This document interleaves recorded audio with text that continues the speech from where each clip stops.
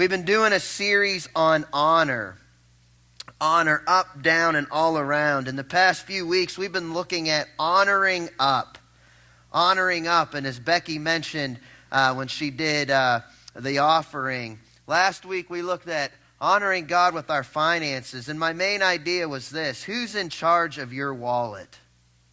Who's in charge of your wallet? And we looked at the 4 points that Becky mentioned: giving, saving, owing, which is taxes, and debt, and living. And this is the order that we need to put our finances.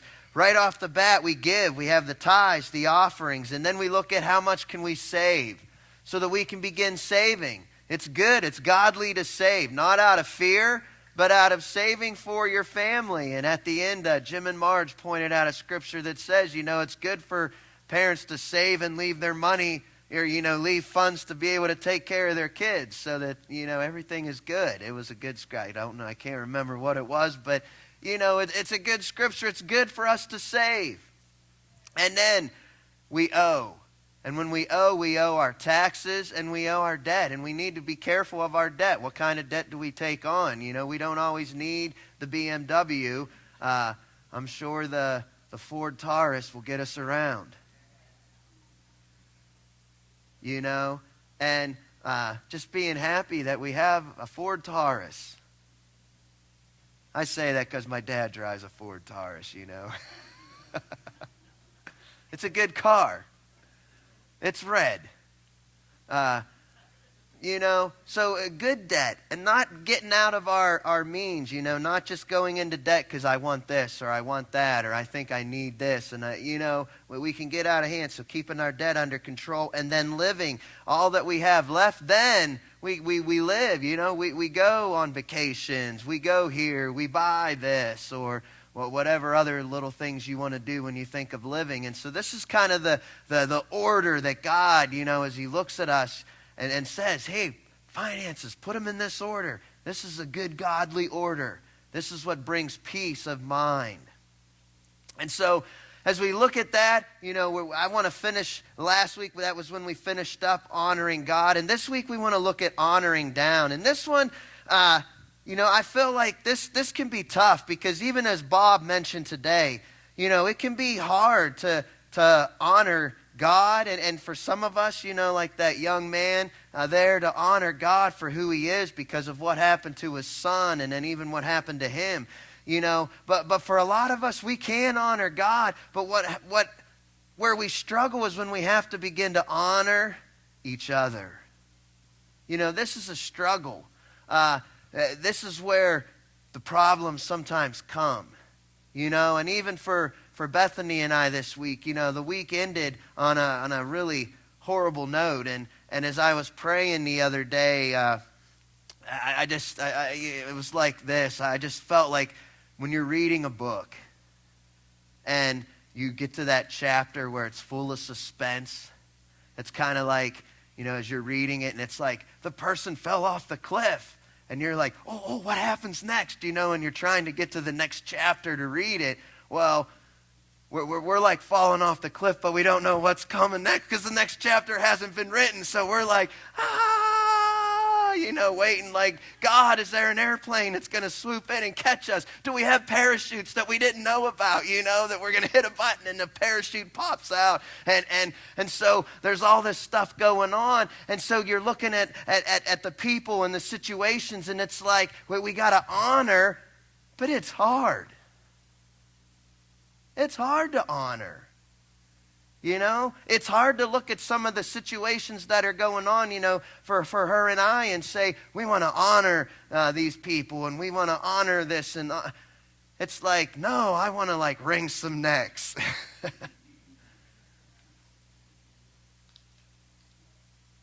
But that's not what we're called to do. And this is the hard part, people, because a lot of times, like I said, it can be kind of an easy thing when we start talking about honoring God. Sometimes in the finances, we can hem and haw about that. But, when we say about honoring God, there's like, oh, yeah, we got to honor God. But then when it's like, let's honor each other, now it's like, ooh.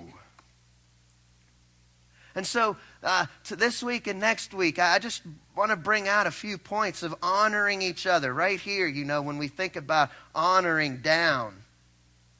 And so Job 12:12 tells us this: wisdom belongs to the aged, and understanding to the old. I want us to think about that this morning. Wisdom belongs to the aged, and understanding to the old. This is what I want us to wrap our minds around. And my main idea here this morning, if you're filling in the blanks on the back of the bulletin, is this: honor those who have paved the way. Who have paved the way. And when I talk about paving the way, if you're not familiar with that term, it means this: to make it easier for something to happen or someone to do something. So it's like a road, When you pave a road, it's easy to travel on. It's the same way. There's people who are going before us, paving the way to make things easier for us. And we want to honor them, even when it's difficult. We want to honor them. We want to learn to honor them. And so this morning, I want to look at a couple people that I'm talking about here. So there's two. There's two people that I'm talking about here when we talk about honoring those who have paved the way. And the first one, you may have guessed it, is our parents. This is what unlocks honoring everyone else, is when we honor our parents. Ephesians 6:1-3 says this: children, obey your parents because you belong to the Lord, for this is the right thing to do. Honor your father and mother. This is the first commandment with a promise. If you honor your father and mother, things will go well for you and you will have a long life on the earth. And this is just Paul quoting Exodus 20, verse 12, when God is giving Moses the 10 Commandments. It says, honor your father and mother. Then you will live a long, full life in the land the Lord your God is giving you. And then they even repeat it again in Deuteronomy 5:16. Honor your father and mother as the Lord your God commanded you. Then you will live a long, full life in the land the Lord your God is giving you. Right there, Paul talks about, he's quoting from Exodus, and then Deuteronomy is reiterating it from the book of Exodus, of honoring our parents. And if you look around the world today, the kids that you see today, there is just a lack of honor for parents, which then just bleeds into everything else. And then there's no honor of authority. Huh? Because if I can't honor the original authority over me, then how am I going to honor the other authority that's over me? And so you see things like the bathroom down here that Ford City has to lock up because people destroy it. And so people who are on rails to trails and they got to go to the restroom, there's a nice bathroom and they go up and it's like clunk, clunk, clunk, clunk, clunk. Door's locked. Why? Because the inside is ruined. Because of people who go in there and there's no honor of authority. When I was growing up, we didn't want to disobey anybody. I didn't want to dishonor. Like if someone said, "Don't you do that," it was like, ah. Why? Because there was a healthy fear of mom and dad, and I wanted to honor. I wanted to honor the authority that was in my life. But when there's a lack of honor there, it leads to so many other things. And granted, this isn't a mindless obedience or honor, okay? This isn't mindless where every kid has to obey, and so their parents are like, I want you to go in and steal, and I got to listen to my mom because she said I need to steal candy. We're not, we can disobey our parents if our parents are trumping God's standards and telling us to do things that we shouldn't do. Okay, this isn't a mindless obedience. But there is an honor that we hold them up as mom and dad. A friend of mine, Sam Masteller, he's a pastor out east. He says this: you can honor someone for who they are, without stumbling over who they are not. All right? We can honor people for who they are without stumbling over who they are not. Sometimes we're like, I can't honor them because they are fill in the blank. But we can. And when we have parents that are over us, even if they're the worst parents and they haven't taken care of us, there's still an honor of who they are. And we can honor them as mom and dad. And moms and dads, we got to take responsibility to speak into our kids and to train them up in the way they should go. You know, and we need to encourage other parents. Hey, speak into your kids. Many times you hear this in today's day and age. How do I parent my kid? How do I tell them not to do this when I did that? You know, how do I tell them to not do fill in the blank when I did fill in the blank? And as I was thinking of that this week, this is what hit me. You know, the quote from Thomas Edison. You guys know Thomas Edison. You know, he created the light bulb. A lot of other things too. I'm just throwing that out in case, just so we know. Thomas Edison, he said this. I have not failed when they were talking about his work. He said, I have not failed. I've just found 10,000 ways that won't work. Okay? So as I was thinking about everyone that says, I can't tell my kid not to do fill in the blank because I did fill in the blank, Thomas Edison is saying, I found 10,000 ways that failed. And until I found the right one. So let's put these together. If somebody that you love is doing something that you know is wrong, saying, I did the same thing, is like Thomas Edison watching everybody try to make a light bulb and do the 10,000 things that he did wrong. And he knows they did wrong, but he's like, I can't tell them I did the same thing. If you know there are 10,000 dead ends to get to where the right end is, don't you want to tell somebody? I already went down that dead end. It's a dead end. It ain't going to lead anywhere. It would help. It would help somebody. You know, just because I did it growing up doesn't mean that I didn't learn from it and I can't speak into someone else and say, look, don't do it. It's a dead end. To let someone find out on their own, you know, they got to find out on their own. How many inventions would we have out there? Where would we be? You know, think about it. They said that Thomas Edison would have other people helping him run all these tests. What if he already knew the 10,000 ways, you know, and I bring Pastor Art in and I'm like, help me figure this out. And he starts doing the exact same things I did. And I'm just like, that's great. I keep trying that. Keep doing that, you know. Meanwhile, I'm like, he's on a dead end. Why? He's wasting my time. He's wasting his time. And I'm just like, oh, keep going back. Yeah. It's foolish. And so parents, you got to parent your kid. There's 10,000 dead ends that you found through your life, and you got to tell them every one of them. I'm sorry, son, daughter, that's a dead end. I'm sorry, son, daughter.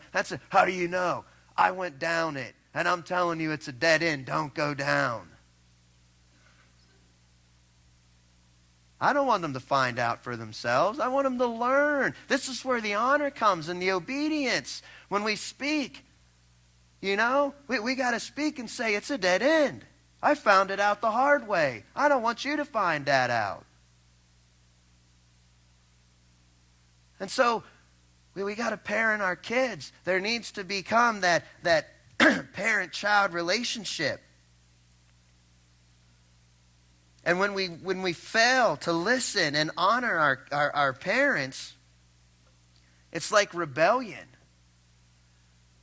Because for us, we like to put here's the first 4 of the 10 commandments on honoring God, and the last 6 are how we honor each other, honor people. But the Jewish people put the first 5 together and then the second 5. And so they put honor your mother and father, which is 10 commandment number 5. They put it in with, that was part of honoring God. When you honor mom and dad, you're honoring God. So whenever there's a dishonor there, it's like rebelling against God. So we want to honor mom and dad. Colossians 3:20, children, always obey your parents, for this pleases the Lord. It pleases the Lord when we honor them and listen to them.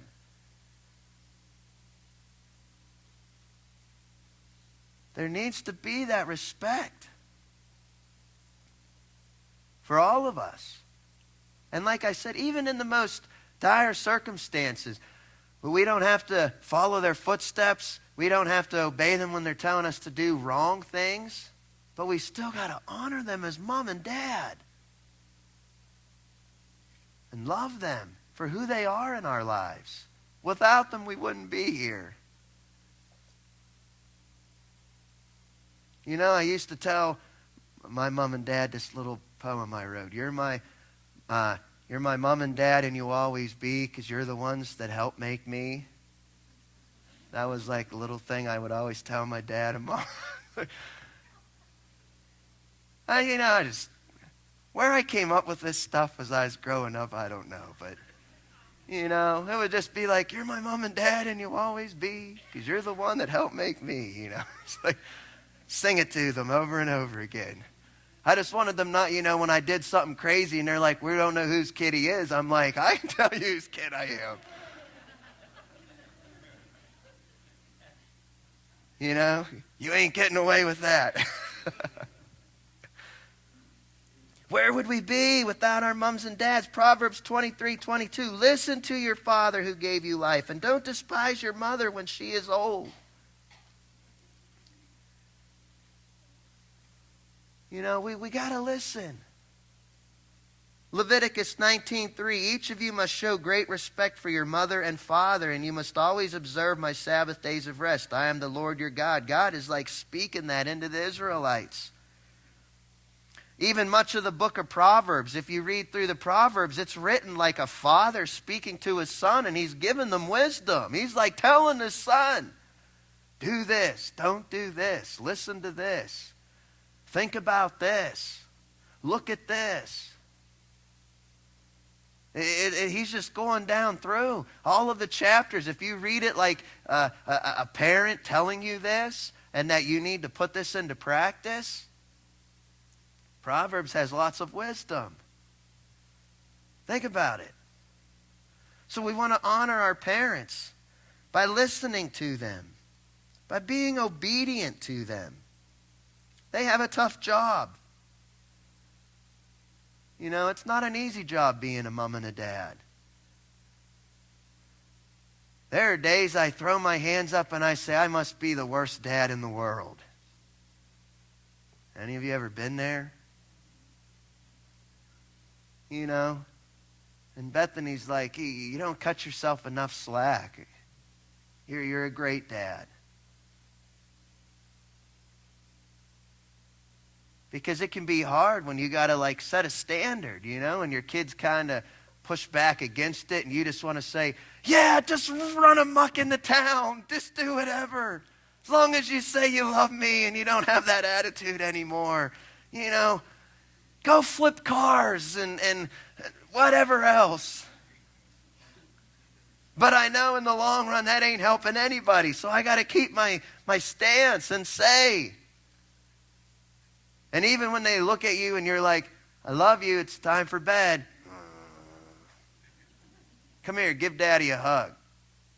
They give you that little hand or a quick little, give me a kiss on the cheek, and they just kind of put their lips on your cheek. They don't it's like, come on, kiss the cheek,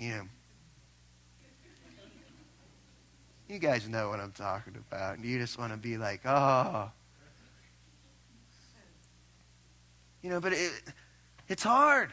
But you got to do the right thing. And then there's that honor and respect. And that's what we're teaching our kids. You got to honor the authority in your life. And right now, mom and dad are the authority in your life. You're not telling us what to do. We're trying to tell you what to do. So honor us by listening. Moving on.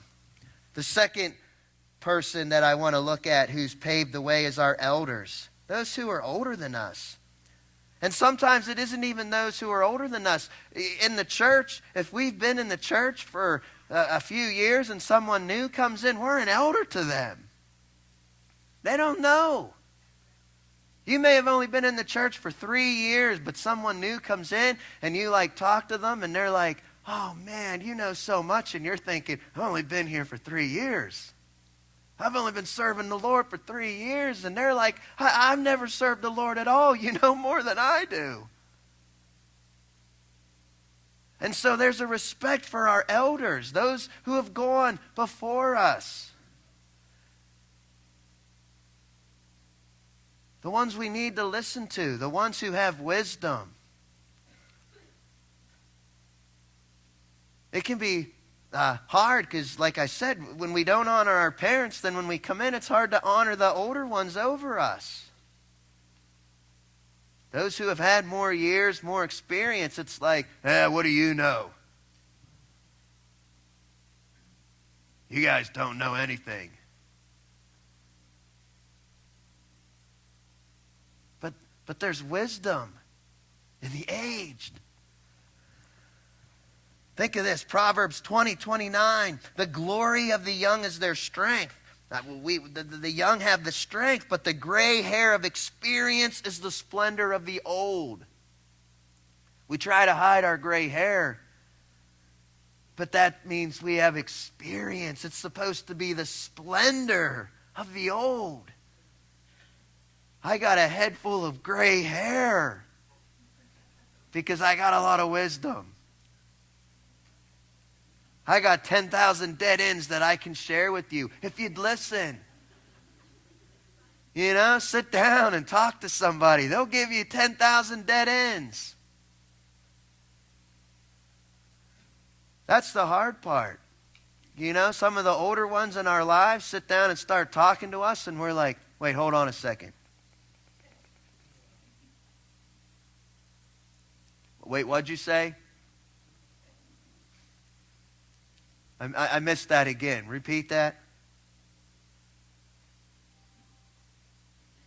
Hey, there it is. I must have hit send there, you know. They received my message. You know, but we don't pay attention. There's no listening. It's really difficult. You know, we try to ingrain that in our own kids. Even on the bad days, like for Isaiah, they had lost a game, but the one referee, Bethany happens to know, and he came up and he's like, all I ever hear is, you know, get the ball to Isaiah, get the ball to Isaiah. He's like, when I'm reffing the game, that's all I hear. And he's trying to talk to Isaiah, and Isaiah had lost the game, so he's a little bummed, and he's just standing there. And I'm like, son, look at the man. I know you lost the game. It ain't the end of the world. This is an older gentleman, and he's trying to pay you a compliment. I can say this because he's not here today. You know, look at him. He's trying to encourage you.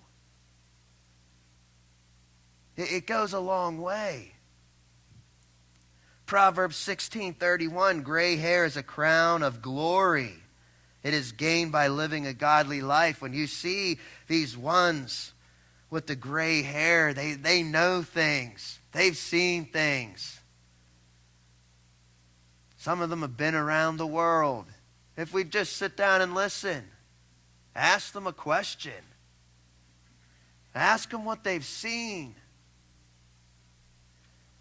1 Peter 5:5-6, in the same way, you who are younger must accept the authority of the elders, and all of you dress yourselves in humility as you relate to one another. For God opposes the proud but gives grace to the humble.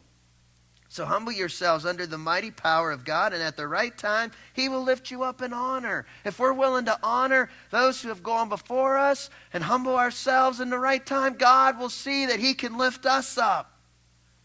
But if we're trying to just stomp everyone else down and lift ourselves up, somewhere along the line, we're going to stumble and fall. Because God opposes the proud.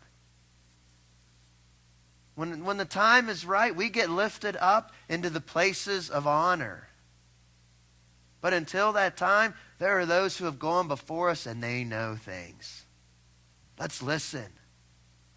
Hebrews 13:17, obey your spiritual leaders and do what they say. Their work is to watch over your souls, and they are accountable to God. Give them reason to do this with joy and not with sorrow. That would certainly not be for your benefit. You know, in the church, there are spiritual leaders that we need to listen to. They're the ones, when we have a question, ask and say, what does the Scripture say about this? Too many times we ask others who may not have all the experience, and then we follow along and we follow blindly. And then we wonder why we get into trouble when there's all kinds of wisdom right around us. Look to the right. Look to the left. There's some wisdom there. Now, how can we honor? I want to just touch on these quickly because we're running out of time. But Matthew 7:12, do to others whatever you would like them to do to you. This is the essence of all that is taught in the law and the prophets. So we just want to do unto others as what we would want them to do to us. If we want them to listen to us, we got to listen. But it's also on the shoes on the other foot too. We can't just always say, because I'm an elder, I don't need to listen to you, young whippersnapper.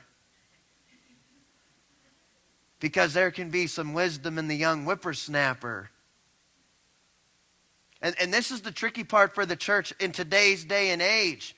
You know, we want to reach the next generation, and you know what we do? We gather a bunch of 50, 60, 70-year-olds, and we say, how are we going to reach the next generation?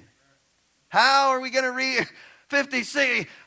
Even me being 41, I don't know nothing about the new generation because it's all about this. And even though I can use this, my son knows way more about it than I do.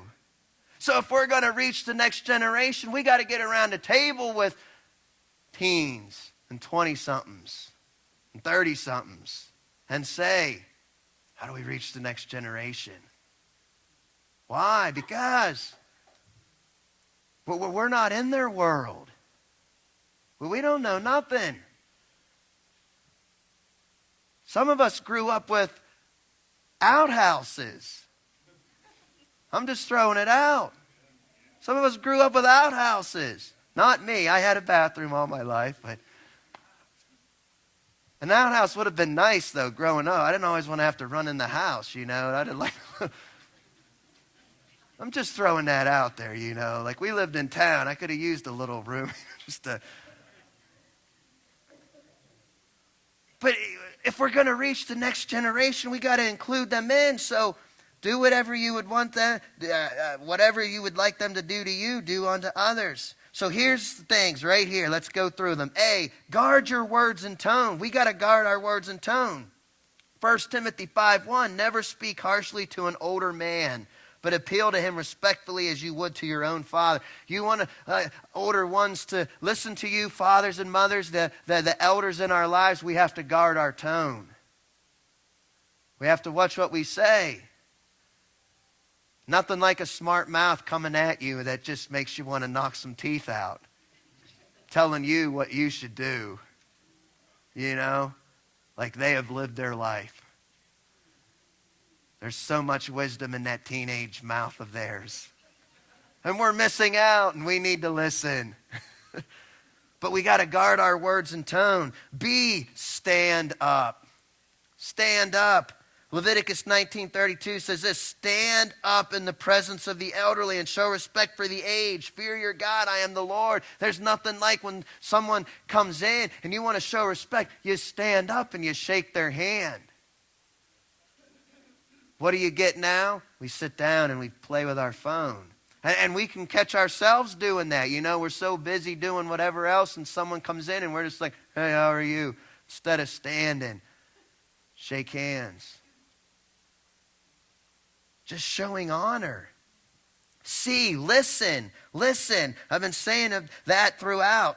Listen, 1 Kings 12:7-8 says this, the older counselors replied, if you are willing to be a servant to these people today and give them a favorable answer, this is Rehoboam. He was seeking counsel after his dad, Solomon, had died. If you will give them a favorable answer, they will always be your loyal subjects. But Rehoboam rejected the advice of the older men and instead asked the opinion of the young men who had grown up with him and were now his advisors. And what happened? They led him down a dark path. And the kingdom was split in two.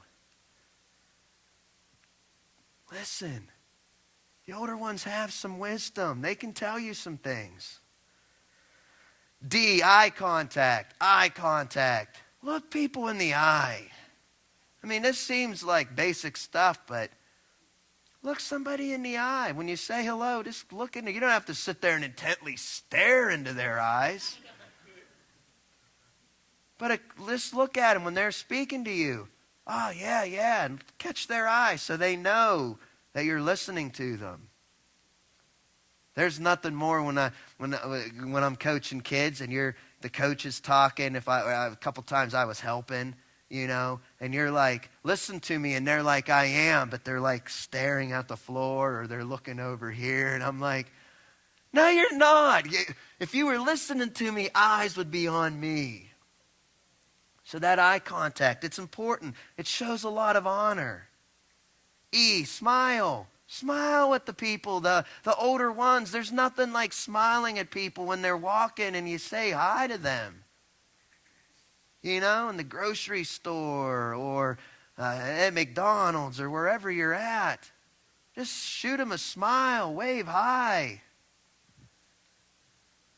Acknowledge they're there. And then F, this is a big one, hold the door. Hold the door. You know how many people I can just bless by holding the door an extra second? Even if they're, like, I have my own pre-programmed distance that I'll hold a door for a while, If you're outside that, I'm not. But if you're like within, about 3 seconds or so, I'll hold the door and I'll wait. You know how many people are like, well, thank you very much. I don't get the door held for me very often. And these are older people talking. There's nothing that shows honor from a younger person than when you wait and you hold the door. And then sometimes they don't even say thank you. Sometimes the younger ones don't. And so I just start pushing the door shut and I'll just I don't do that. I keep it held open. I'm holding the door. They don't say thank. I'm like, wait, what's that? Boom. Just kidding. But hold the door, people. It's not hard, for those who are older than us. And there's always someone that's older than us out there that we can listen to and respect and learn a lot from. So in thinking of that, who do you need to honor? Who has paved the way for you? And who do you need to begin to honor who maybe you've been taking for granted today? Let's all stand.